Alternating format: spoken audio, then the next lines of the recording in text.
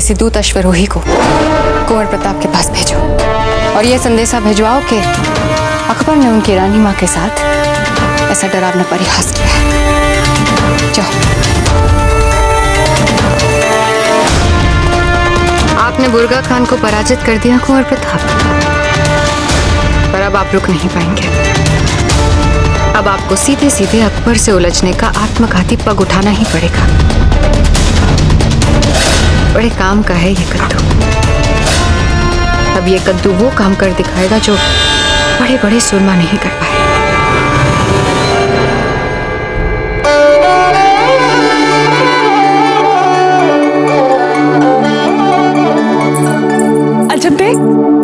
अजब देख, समाचार आया है, कुंवर प्रताप ने बुर्गा खां को पराजित कर दिया है।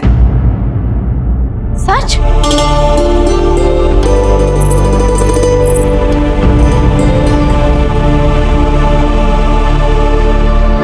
अजब देख, क्या बात है? आपको अच्छी नहीं लगी कुंवर प्रताप की अभूतपूर्व जीत? आप हमारा व्रत तोड़वाने के लिए झूठ बोल रही हैं ना, ताकि हम आपके साथ भोजन कर सकें। ये कैसी बात कर रही हैं आप अजब? चाहे हम ऊपर से स्वयं को कितना भी कठोर बनाने का प्रयास करें, किंतु सच तो ये है कि जब हमने कुंवर प्रताप और बुर्गा खां के बीच में युद्ध की बात सुनी थी, तब से हमने भी अन्न को हाथ नहीं लगाया है। हमारे लिए भी पुत्र के समान ही है। बस आप में और हम में इतना अंतर है कि आप छोटी हैं, इसलिए आप अपने मन की सारी बातें कह देती, और हम नहीं कह पाते।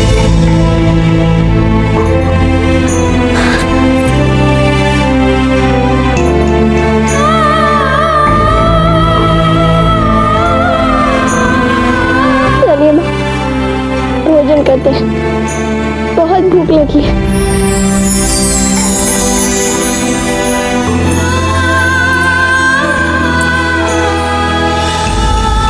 बड़े दादा, हमने आपको स्वयं देखा था कुंवर प्रताप को अकबर के विरुद्ध भड़काते हुए। आपने क्यों किया ऐसा? जानते हैं, यदि कुंवर प्रताप चाहते तो वे हमारे राजकाज सबको ले सकते थे, किंतु उन्होंने ऐसा कुछ नहीं किया। उन्होंने आपका मान भी रखा और मारवाड़ की आन भी रखी। बड़े दादा, फिर आपने उनके साथ ऐसा क्यों किया?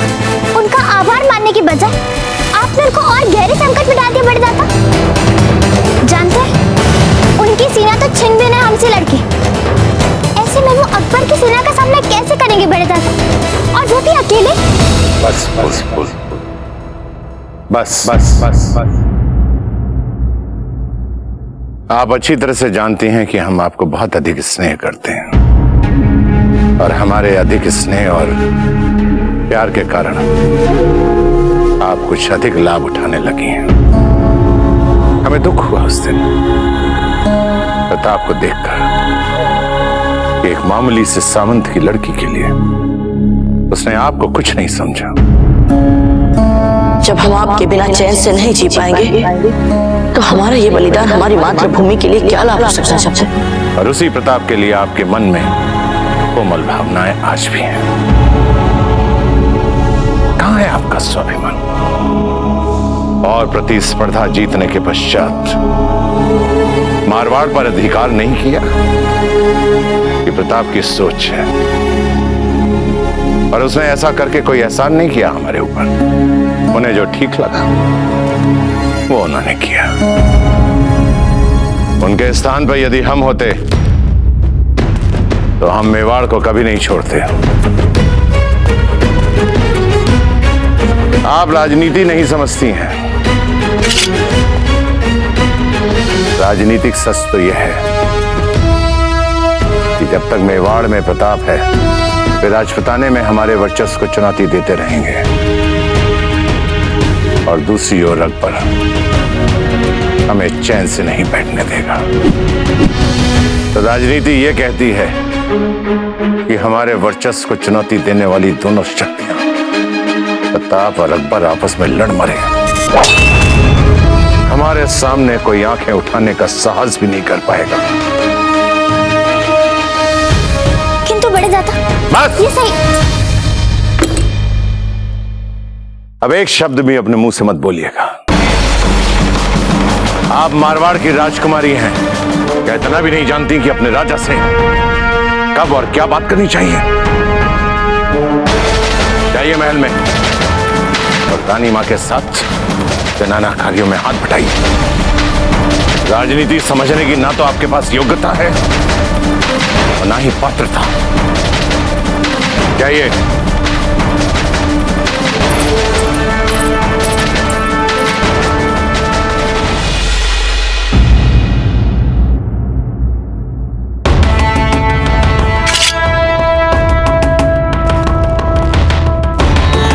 मित्रों, ना तो हमारे पास अलवर दुर्ग का मानचित्र है और ना ही हमें यह पता है कि मुगलों ने वहां कितनी कड़ी सुरक्षा व्यवस्था की है। और फिर भी हमें उस धूर्त मुगल के कक्ष तक पहुंचने का मार्ग खोजना है। मित्रों, यह सचमुच एक बहुत ही कांटों भरा अभियान, पग पग पर प्राणों के संकट है। इसलिए आप बिना झिझक इस अभियान से स्वयं को अलग कर सकते हैं। हम पूरा विश्वास दिलाते हैं, इससे हमारे बीच के संबंध भी बिल्कुल वैसे ही रहेंगे जैसे अभी है। जहां बाजीराज प्रताप जाएंगे वहां हम भी जाएंगे। इसमें हम में से किसी को भी ना ही कभी कोई संशय था और ना ही रहेगा। पर क्या चक्रपाणी? बाजीराज, आपको नहीं लगता कि अभियान कुछ अधिक ही भावुक होकर बिना सोचे समझे संकटों में घुसने जैसा है? मतलब अकबर को उसी के किले में जाकर उसको मारना, आपको नहीं लगता कि राजा मालदेव के भड़काने का नतीजा है? हमें तो ये लगता है कि वे आपको यूं भड़काकर बिना सैन्य तैयारी के अकबर से आपको लड़ाना चाहते हैं, ताकि आपको कुछ हो जाए और फिर पूरे राजपुताने में उनका निर्विवाद वर्चस्व स्थापित रहे। हम भी मूर्ख नहीं है चक्रपाणी। राजा मालदेव जी क्या चाहते हैं ये हम भी समझते हैं, पर यह भी सत्य है कि जब तक वो धूर्त मुगल रहेगा, हमारे राजपुताने को भांति भांति में बांटता रहेगा। हमने अपने बहुत से मित्र खोए हैं।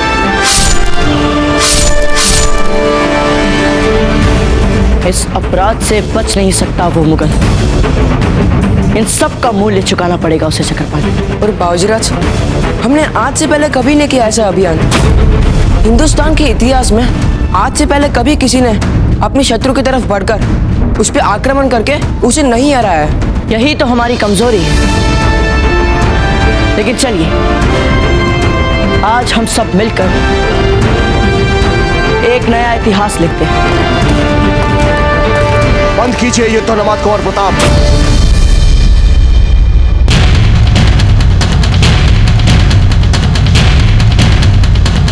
मुगलों के साथ युद्ध करते करते आपके विचार भी उन जैसे होते जा रहे हैं। पर दाजीराज, क्यों ना हम अपने प्रमुख शत्रु को समाप्त करें?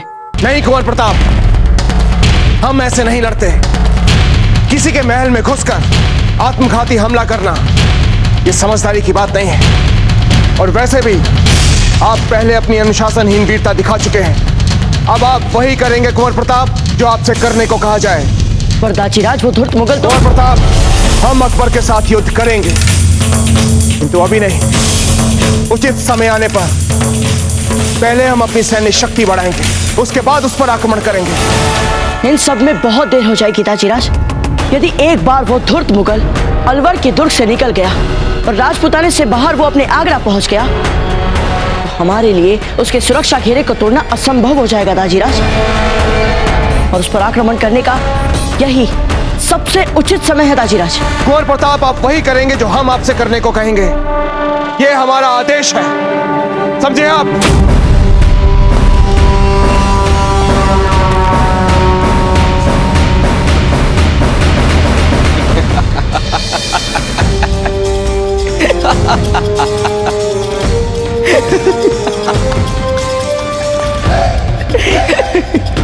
सिपाही, एक बार फिर से करके दिखाओ तो।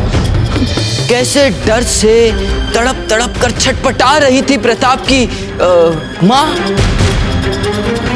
हुजूर, आंखें बड़ी बड़ी और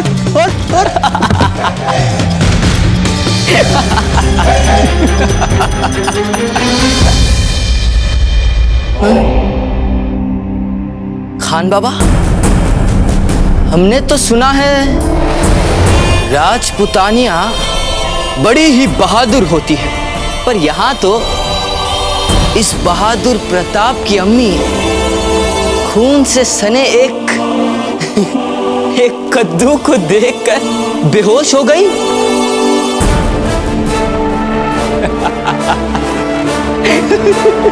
माफ कीजिएगा शहंशाह, हमें तो ये सारी हरकत ही बातहजीब नहीं लगती। अफो खान बाबा, इतनी शिकस्तों के बाद तो हमें जरा सा हंसने हंसाने का मौका मिला और एक आप है अपने शहंशाह की खुशी में शरीक होने के बजाय इस मजाक में भी तहजीबी नुक्ता ढूंढ रहे हैं। सिपाही फिर से करके दिखाओ कैसे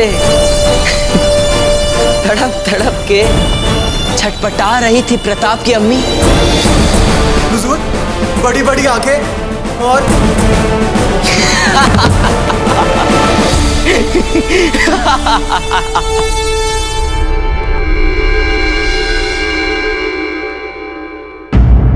हमने आपकी बात इसलिए मानी क्योंकि आप हमारे राणा जी की रानी हैं। इसीलिए जीजा का उपचार यहीं मंदिर में होने दिया। और सही तब होता जब तुरंत इन्हें राजमहल ले जाया जाता ताकि राजवैद्य जी इनकी विधिवत चिकित्सा कर पाते।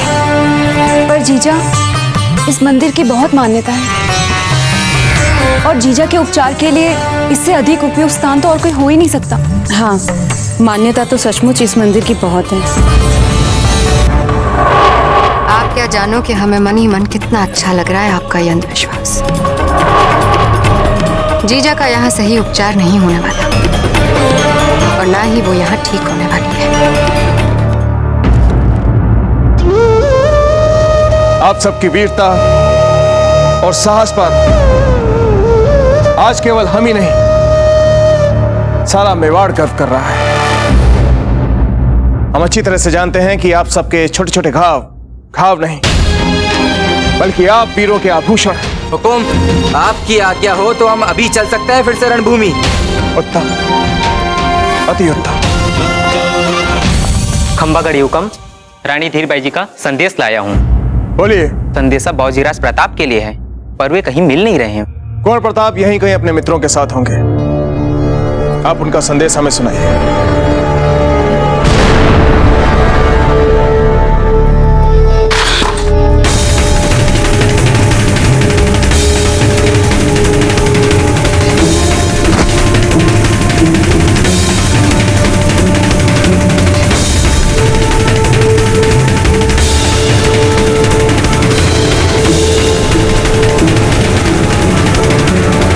जी की कृपा से महारानी साहब स्वस्थ हैं, चिंता की कोई बात नहीं हुकम। अकबर का ऐसा दुस्साहस! अकबर मर्यादा की सारी सीमाएं पार कर चुके हैं। रानी सा का ऐसा उपास, राणा जी हमें इसका समुचित उत्तर देना ही होगा। हाँ राव मामलक जी, उत्तर तो हम उसको देंगे और हम उसको ऐसा उत्तर देंगे कि उसका सारा जीवन एक दुखदायी उपहास बनकर रह जाएगा। तो अभी नहीं, उचित समय आने पर। ध्यान रहे, यह समाचार कुंवर प्रताप तक नहीं पहुंचना चाहिए। बड़े यत्न से हमने उन्हें मेवाड़ जाने के लिए बनाया है। अगर उन्हें इस समाचार के बारे में पता चला तो उनका क्रोध एक बार फिर से भाग जाएगा।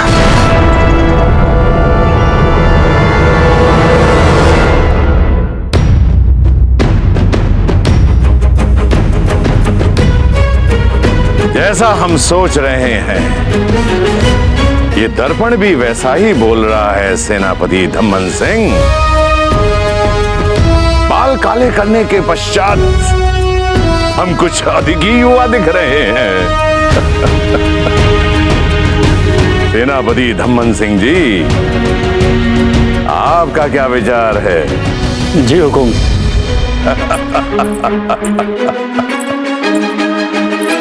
ये प्रताप और अकबर आपस में लड़ लड़कर मर जाएंगे, पर हम तो वर्षों तक इस राजपुताने पर राज करेंगे, राज। देख लीजिए दादा की बातों में आकर कहीं कुंवर प्रताप अकबर से युद्ध करने ना निकल पड़े।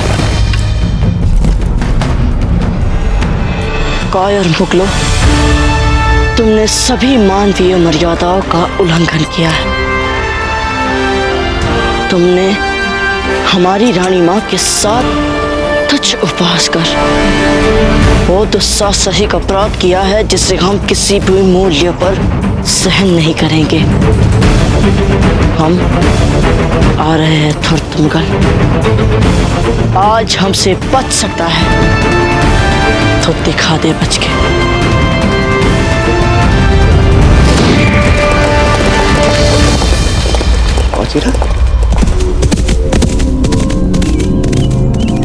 ये बाबूजीराज थे ना? जी हुकुम। कहाँ गए हैं वे? हुकुम बाबूजीराज तो अभी अभी कूच कर गए। कहाँ के लिए? अलवर के लिए हुकुम। हमारा अश्व आ जाए।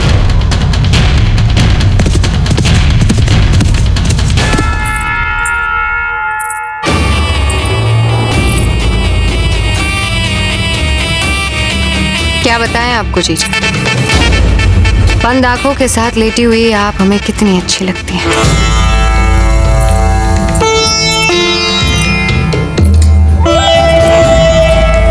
क्या बात है थी? आखिर आपके मन में चल क्या रहा है? कुछ भी नहीं। धीर, आप लाख प्रयास कर लें, लेकिन अपनी जीजा से अपने मन की बात नहीं छुपा पाएंगे। एक बात कहें, हम सब जानते हैं कि इस समय आपके मन में क्या चल रहा है। कहो तो बताएं।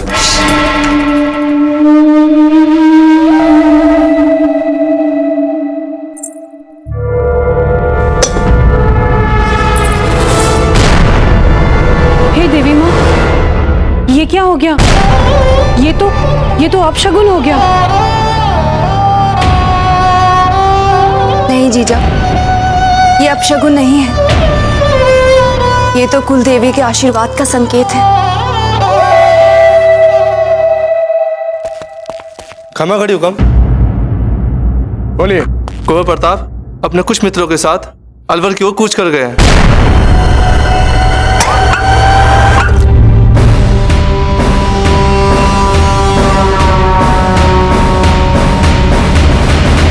मामलक जी, हमें कुंवर प्रताप के पीछे जाना होगा।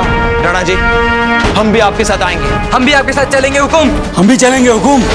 हम भी साथ चलेंगे हुकुम। हम भी साथ चलेंगे हुकुम। ठीक है, किंतु हम पहले जाएंगे। आप सभी शस्त्रादि से लैस होकर हमारी समस्त सेना के साथ अलवर की तरफ कूच करें। आइए राव मामलक जी।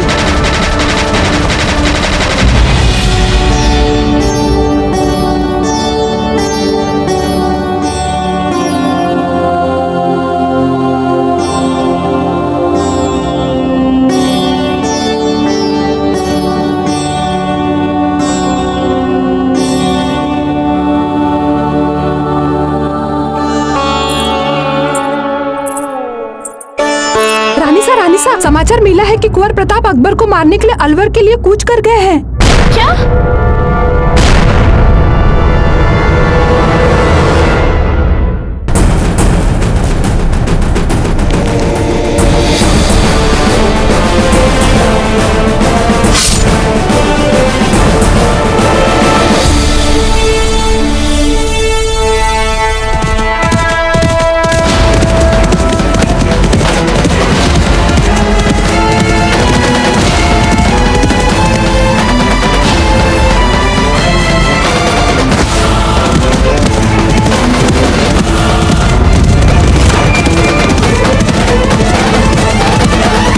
आज लग रहा है कि हमें औजी राज को बचपन में अश्वारोहण सिखाना ही नहीं चाहिए था। हमारे हाथ ही नहीं लग रहे।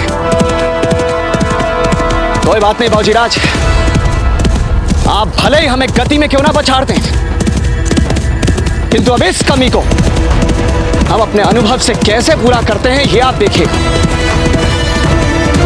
इस राजपुताने के मार्गों को आपके रावत जी से बेहतर कोई नहीं जानता बाबूजी राज। चलो!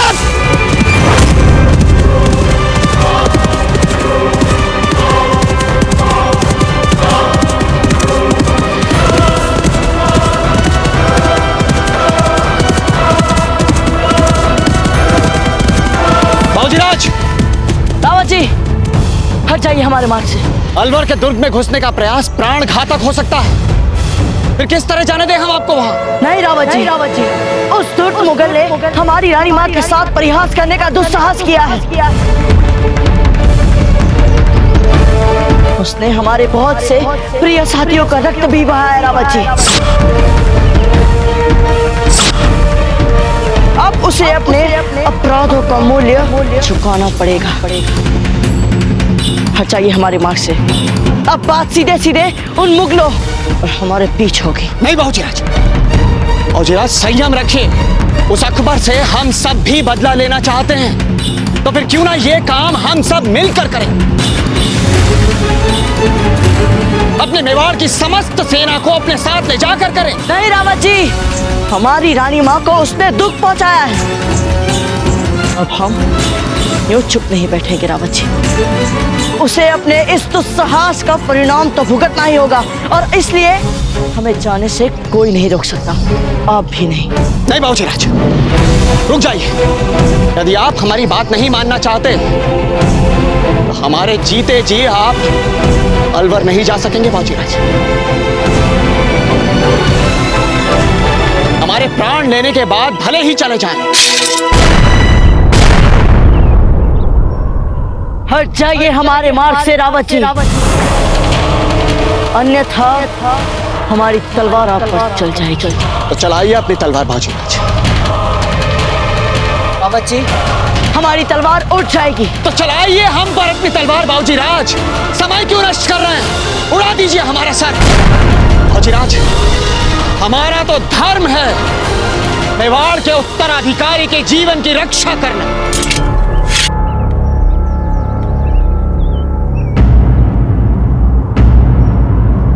रावत जी, आप जानते हैं ना, तो हम आप पर हथियार उठा सकते हैं और ना ही लौट सकते हैं। रावत जी, आप भी चलिए हमारे साथ। यदि हमारे साथ आप जैसा निर्भीक जुझारू योद्धा होगा तो हमारा अभियान और भी अधिक सशक्त हो जाएगा।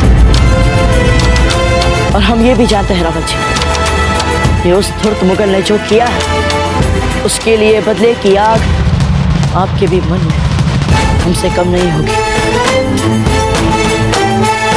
हमारे पास एक योजना है रावत जी। आप चाहे तो हमारे साथ चल सकते हैं, और ना चाहे तो वापस लौट सकते हैं।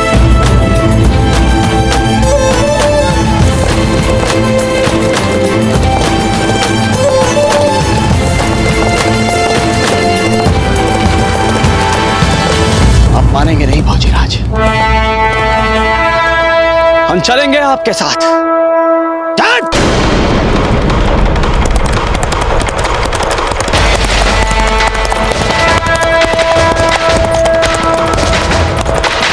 अब आप वही करेंगे कुंवर प्रताप जो आपसे करने को कहा जाए। यदि एक बार वो धूर्त मुगल अलवर के दुर्ग से निकल गया और राजपुताने से बाहर वो अपने आगरा पहुंच गया, तो हमारे लिए उसके सुरक्षा घेरे को तोड़ना असंभव हो जाएगा दाजीराज। जयवंताबाई जी, अब कुंवर प्रताप हाथ से निकल चुके हैं, अब वो हमसे संभले नहीं संभलते।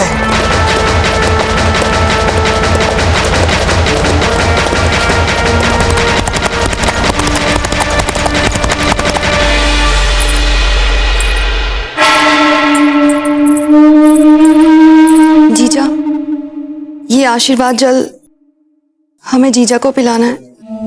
अभी अभी आई हैं आप, शगुन और अपशगुन समझाएंगे हमें। हम ऐसा वैसा जल आपको नहीं पिलाने देंगे जीजा को। क्या पता कोई अनर्थ हो जाए। हाँ हाँ, आप हैं क्या? एक छोटी सी रियासत की नासमझ सामंत पुत्री। महारानी को कोई ऐसे जल पिलाता है? बीच में मत रोकिए हमें ये आशीर्वाद जल जीजा को पिलाना है। सुन रही हैं?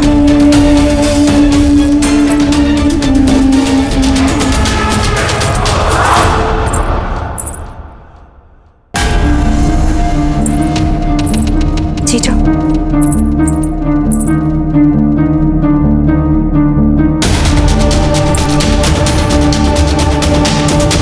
घोल बनाकर पिला दिया आपने। दासी, जाके वैद्य को बुलाइए।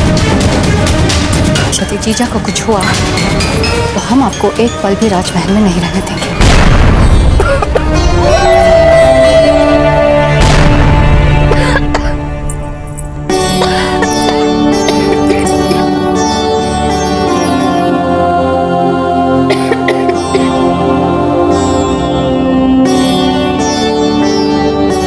महारानी सा के स्वास्थ्य को कोई संकट नहीं है। लगता है मां कुलदेवी का आशीर्वाद इन्हें मिल गया।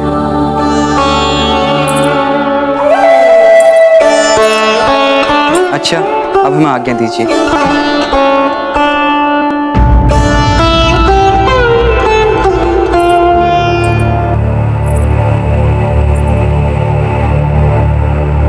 कुंवर प्रताप का कोई समाचार?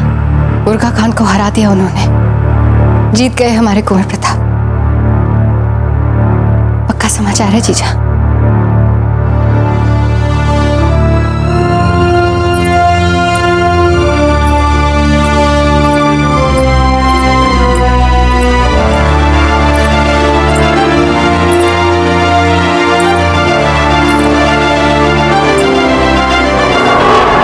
अब अकबर से लड़ने गए हैं वे, वहां कौन बचाएगा उन्हें?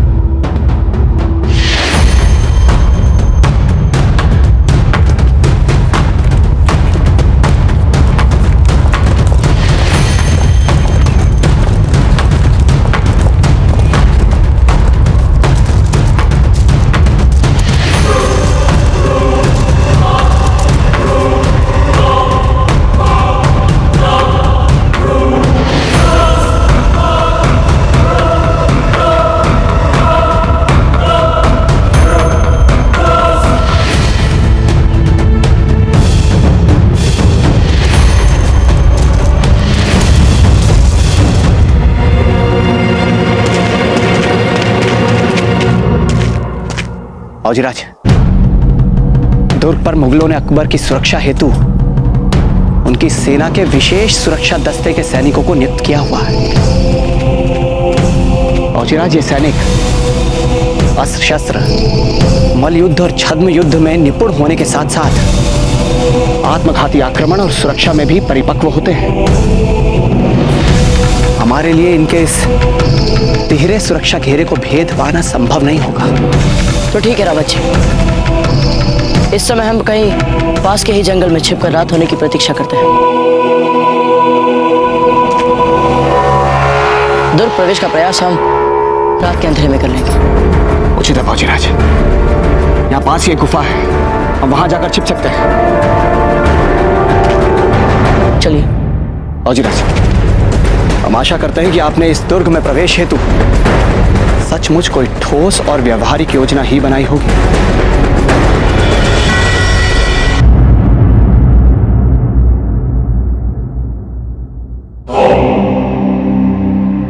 कहाँ है हाजी खान?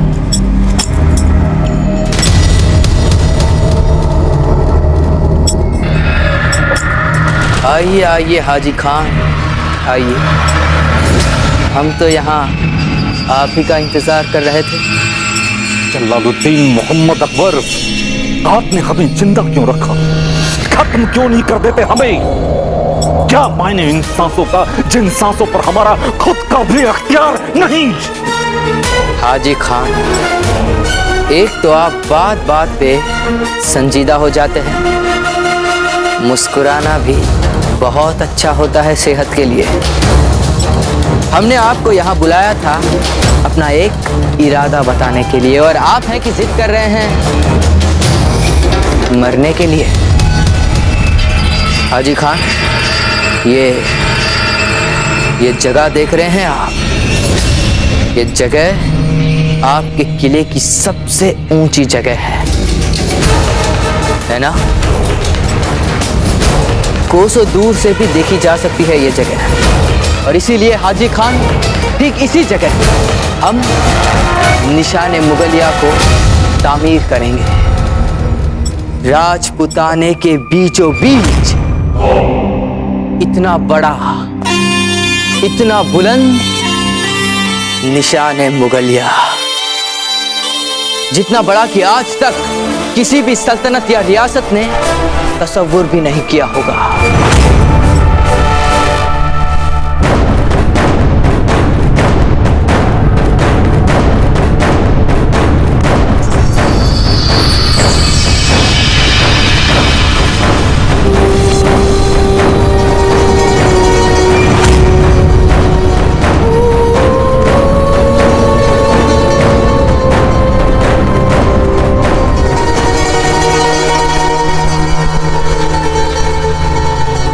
हाजी खान, आपको तो हमारी इस नजरे इनायत के लिए शुक्रगुजार होना चाहिए कि हमने राजपुताने के तमाम रियासतों के किलों को छोड़कर आपके ही किले को निशाने मुगलिया की तामीर के लिए चुना।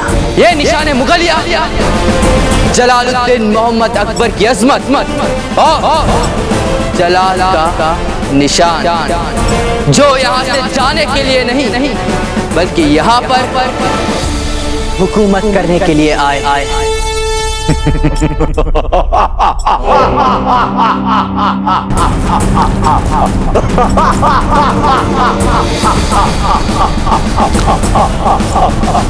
हाजी खान, आपको क्या लगा कि हम यहाँ मजाक कर रहे हैं? जलालुद्दीन मोहम्मद अकबर, शहंशाह हिंद, शहंशाह अकबर न जाने कितने रियासत को आपने फतेह किया होगा, लेकिन ज़हनी तौर पर अभी भी आप बच्चे। किसी किले की दीवार पर अगर अपना कोई एक निशान आपने ठोका है और आप ये सोचते हैं कि सारे राजपुताना पर आपने कब्जा कर लिया है, तो ये महज आपका एक ख्वाब है। जब तक राजपुताने में मेवाड़ और जब तक मेवाड़ में कुंवर प्रताप है, तब तक आप राजपुताने पर कब्जा नहीं कर सकते। हाजी खान, अपनी जुबान पर लगाम दीजिए। चिल्लाने से सच्चाई को दबा नहीं सकते जलालुद्दीन मोहम्मद अकबर। आप बखूबी जानते हैं कि कई बार आपने कुंवर प्रताप को मारने की कोशिश की है, पर हर बार नाकामयाब रहे हैं।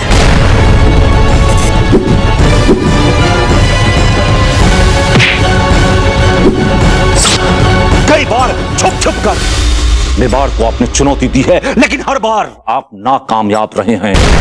और ये जो आपने निशाने मुगलिया बनाने का ख्वाब बनाया है आपने, ये आपकी नाकामयाबी है। और हमें पता है कि आप यहां से खाली हाथ आगरा जा रहे हैं, और ये आपके निशाने मुगलिया को कुमार प्रताप जलाकर राख कर देगा। इसे याद रखिएगा।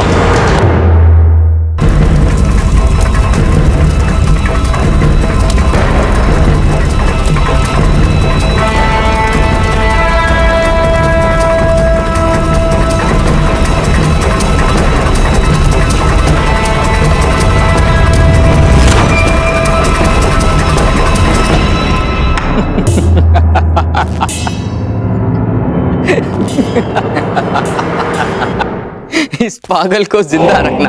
खबरदार, जो किसी ने भी इसे मारने की जुर्रत की तो हम इसे तब तक जिंदा रखना चाहते हैं जिस दिन तक हम प्रताप और मेवाड़ को तबाह खाक ना करते।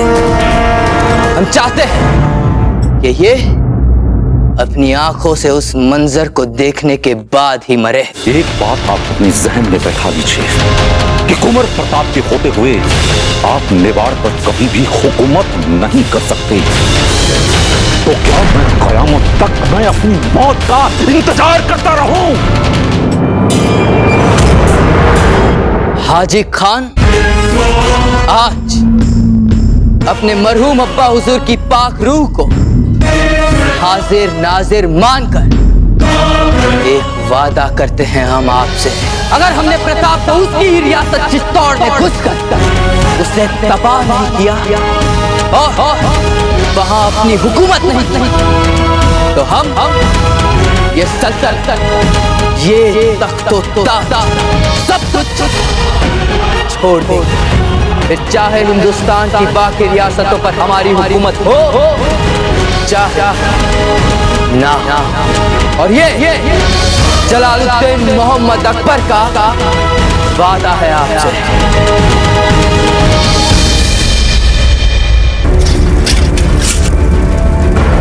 बाबूजीराज, आपने हमें बार बार कहा है कि आप अकबर को आमने सामने की लड़ाई में मारेंगे, पर आप उसे मारेंगे कैसे?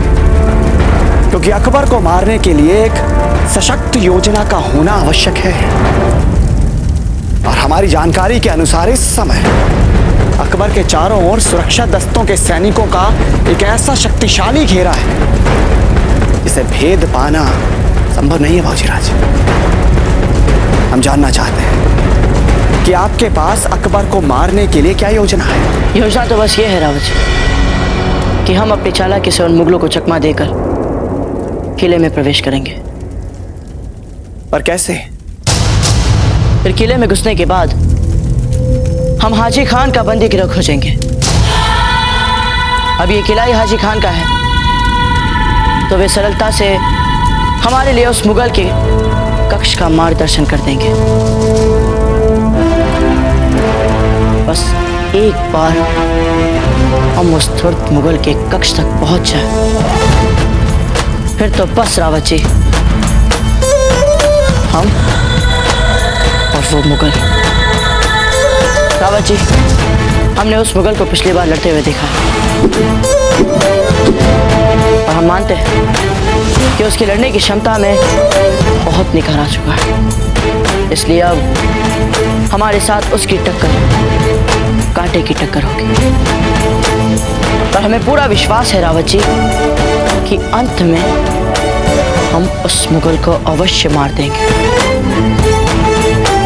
और जब तक हम उसे मार ना दे रावत जी, आप सबका प्रयास यही होना चाहिए कि हमारे और उस मुगल के लड़ाई के समय बैराम खान या कोई भी मुगल हमारे बीच व्यवधान न डाल पाए।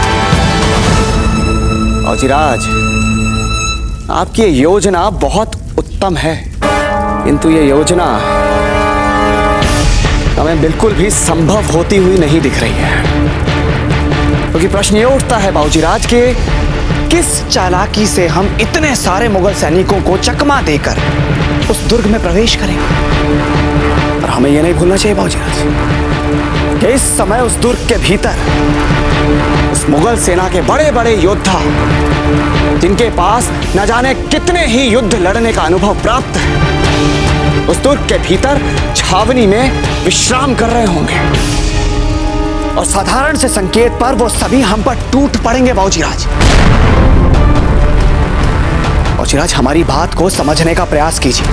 हम आपसे पुनः कह रहे हैं कि हमें इस समय राणा जी और हमारी सेना की प्रतीक्षा करनी चाहिए। अब तक राणा जी तक हमारे यहाँ आने का संदेश निश्चित ही पहुंच चुका होगा और हमें पूर्ण विश्वास है बाबूजीराज, राणा जी सेना सहित किसी भी क्षण शीघ्र अतिशीघ्र यहाँ आने ही वाले होंगे। किंतु रावत जी, हमारी सेना जो अभी अभी एक युद्ध से थकी हुई है, घायल है, और जो आएगी ही ये भी तो निश्चित नहीं है ना।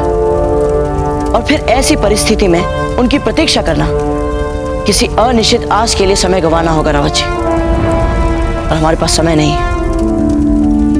वो मुगल किसी भी समय आगरा के लिए निकल सकता है। पर रावत जी, ये बात तय समझ लीजिए कि हम उस मुगल को जाने नहीं देंगे यहां से। जय मेवाड़। जय मेवाड़। आपको किसी ने देखा तो नहीं? नहीं हुकुम। बोलिए, क्या समाचार लाए आप? वापस कब जा रहा है वो मुगल? वो तो नहीं पता चल पाया हुकुम, क्योंकि अकबर के जाने का कार्यक्रम बहुत ही गुप्त कार्यक्रम रखा जाता है और इसकी वहाँ किसी को भनक तक नहीं पड़ने दी जाती है। पर हाँ, मुझे पता चला है कि मुगलों का बहुत ही महत्वपूर्ण माल भयंकर सेना सुरक्षा दस्ते सहित यहाँ आ रहा है और अकबर बहुत ही अधीरता से उसकी प्रतीक्षा कर रहा है। इसलिए लगता यही है कि जब तक वो महत्वपूर्ण माल यहाँ नहीं आ जाता, तब तक अकबर आगरा के लिए रवाना नहीं होगा। ऐसा कौन सा महत्वपूर्ण माल आ रहा है जिसके लिए वो मुगल इतनी अधीरता से प्रतीक्षा कर रहा है? रावत जी, हमें लगता है कि आपके उस प्रश्न का उत्तर हमें मिल चुका है कि कैसे हम दुर्ग रक्षकों को चकमा देकर दुर्ग में प्रवेश करेंगे।